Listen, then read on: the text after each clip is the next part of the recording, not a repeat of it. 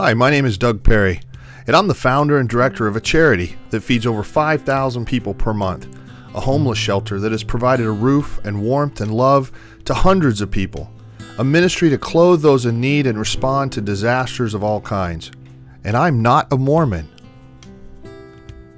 In fact, I had a life-changing, supernatural encounter with God where He showed me a vision of how bad things are, that all the denominations are messed up, that I'm not to be a part of any of them, and that I'm to help restore the true church. And I'm not a Mormon. I live in Clay County, Missouri, where God has specifically commanded me to pray for real revival and the restoration of the bride of Christ, where I believe God is going to move in a mighty way. And I'm not a Mormon. I've read about or met in person a whole bunch of people that were told by God that something was wrong with church as we know it and that things needed to change.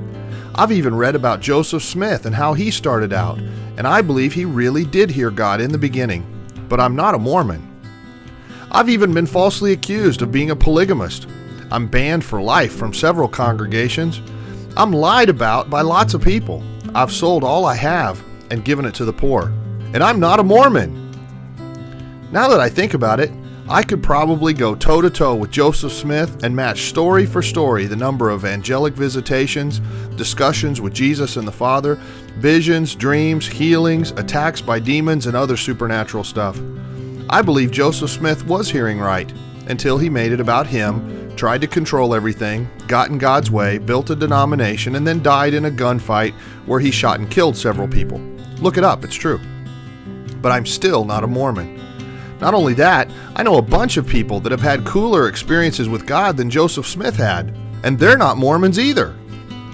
I even believe that Jesus Christ wants to visit Kansas City, that it will be a refuge, that people will come here from all over the world to see something unlike any church they've ever seen. I believe the Spirit of God wants to visit Liberty, Missouri and Clay County, but I'm not a Mormon.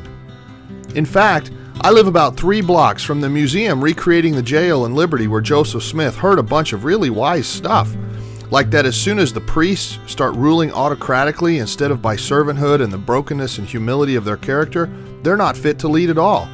But I'm still not a Mormon.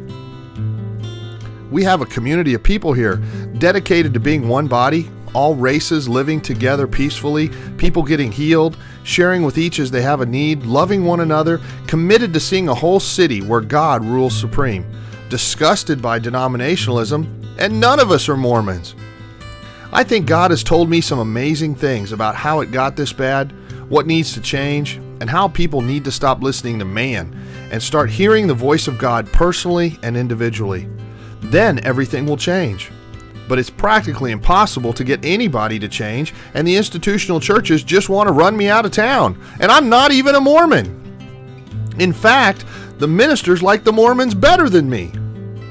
If you are a Mormon and you think you're the only ones with prophets, that no one else is part of the true church, that you've got a lock on all wisdom, and that everybody needs to be one of you if they're going to be right with God, then maybe you should give me a call and let me tell you my story. You need to decide whether what God wanted Joseph Smith to build became a denomination just like all the others.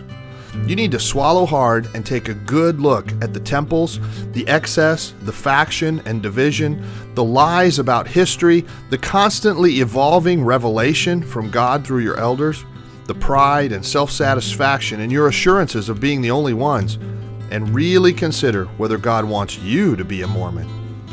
I'm not a Baptist or a Lutheran or a Mennonite either. I refuse to take the names of men to define me. Nor am I going to take the names of angels or a book or a group or a dogma.